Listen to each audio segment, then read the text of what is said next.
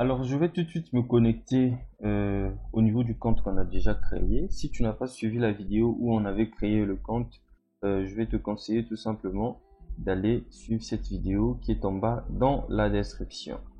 Donc là, je me connecte rapidement au niveau du compte pour pouvoir effectuer ces différentes opérations. Ce que tu dois savoir, c'est que pour que le compte Payoneer soit opérationnel à 100%, il faut que tu respectes certains critères. Notamment la mise à disposition des documents que Payoneer va te demander, notamment ta pièce d'identité, ton relevé d'identité bancaire. On va également te demander certainement des factures d'électricité, factures d'eau. Au fur et à mesure qu'on va avancer, tu vas voir les différents documents qu'on va te demander, mais il faudrait que tu les mettes à disposition de Payoneer. Dans l'objectif d'obtenir des cartes bancaires, donc des cartes monétiques ou des comptes bancaires qui vont être accessibles, sinon utilisables, parce que actuellement tu vas voir que j'ai 3 comptes bancaires ici, mais je vais t'avouer que tu ne peux rien faire avec ces comptes bancaires parce que tu n'as rien comme information sur ces comptes là. Donc Payoneer le fait pour pouvoir se prévenir maintenant, parce que beaucoup de gens ont créé des comptes Payoneer mais ne les utilisent pas. Donc ils appellent le système en question le Global Payment. Donc, pour accéder au Global Payment, il faut que tu respectes certains critères. Donc, on va commencer tout de suite par configurer notre compte. Pour ce faire, même si tu n'as pas de notification ici, tu vas tout simplement te rendre au niveau de paramètres centre de vérification ou bien tu cliques sur la cloche. Donc, nous allons nous y rendre. Ensuite, au niveau de cette interface, tu vois qu'on nous laisse déjà un message. Quel est le problème? On te demande tout simplement de fournir ta pièce d'identité officielle avec photo et la vérification du compte bancaire. Donc, ce que je vais faire, je vais tout simplement soumettre la pièce d'identité. Dans mon cas ici, je vais prendre une carte nationale d'identité et je vais fournir la face recto.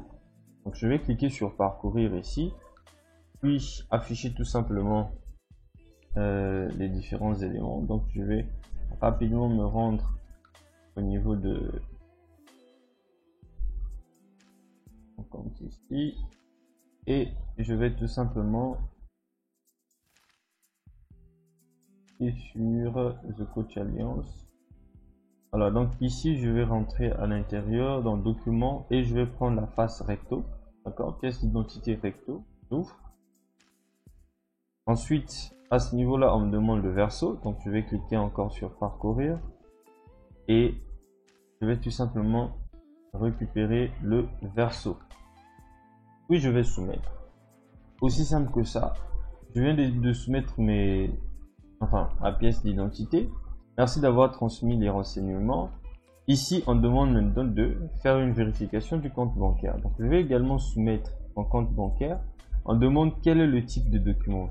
Document bancaire, chèque annulé, capture d'écran, livret de banque. Moi, je vais prendre un document bancaire et je vais tout simplement cliquer ici. Puis, je vais me renseigner à ce niveau-là. Donc, je prends le relevé d'identité bancaire, j'ouvre et je soumets.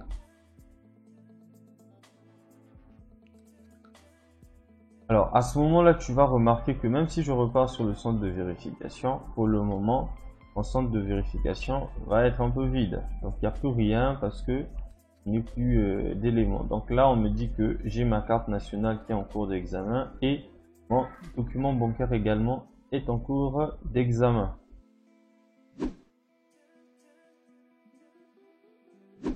Alors, pour pouvoir enregistrer notre compte bancaire au niveau local ici dans Payoneer, ce qui est très important parce que le premier compte bancaire qu'on avait enregistré était un compte bancaire qui n'était pas lié au document qu'on vient de soumettre. Parce que ce qu'on a soumis comme document, c'est une autre banque. Donc, on va tout simplement introduire les informations liées à cette banque-là. Donc, pour ce faire, je vais tout simplement cliquer sur paramètres ici, ensuite sur compte bancaire. Je vais cliquer sur compte bancaire pour le retrait. Et là, tu vois bien qu'il y a déjà un compte bancaire qu'on avait eu à insérer, qui était United Bank of Africa.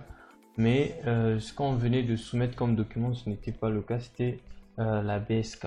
Donc à ce moment-là, je vais tout simplement cliquer sur nouveau compte. Et ici, je vais tout simplement saisir les informations bancaires.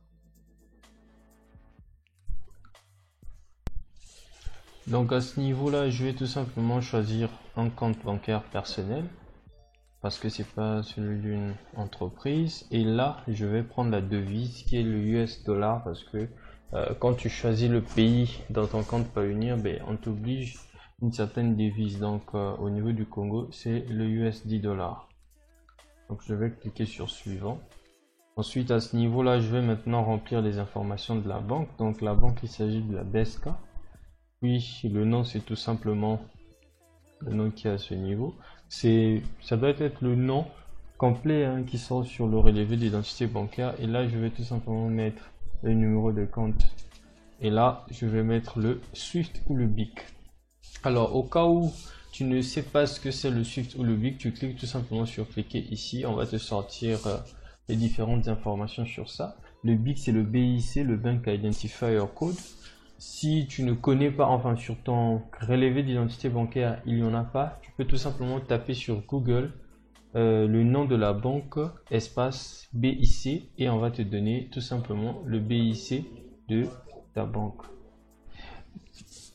Je vais cliquer sur suivant pour terminer la procédure, et là je vais tout simplement mettre la date de naissance et clôturer avec le mot de passe de Payoneer. Donc je vais tout simplement mettre le mot de passe ici. Oups.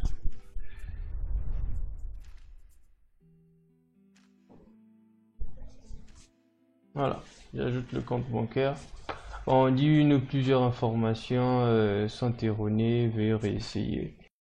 Donc, mais qu'à cela ne tienne, en tout cas, pour mettre les informations bancaires, il suffit juste de remplir. Quand vous remplissez et tout, vous aurez la suite, en tout cas par rapport à ça, un peu de la même manière dont on avait enregistré le premier compte bancaire ici. Donc, à ce moment-là, vous n'avez plus de soucis. Vous voyez bien que les différentes informations sont là, bien insérées. Et ici, on est toujours en attente de notre centre de sécurité par rapport aux documents qui ont été envoyés. Voilà, les documents n'ont pas encore été approuvés, donc on attend. Pour pouvoir continuer à faire quoi que ce soit, il faut attendre en fait l'état des documents qui vont être approuvés. Je répète que il faut attendre au moins un jour, à 3 jours ouvrés.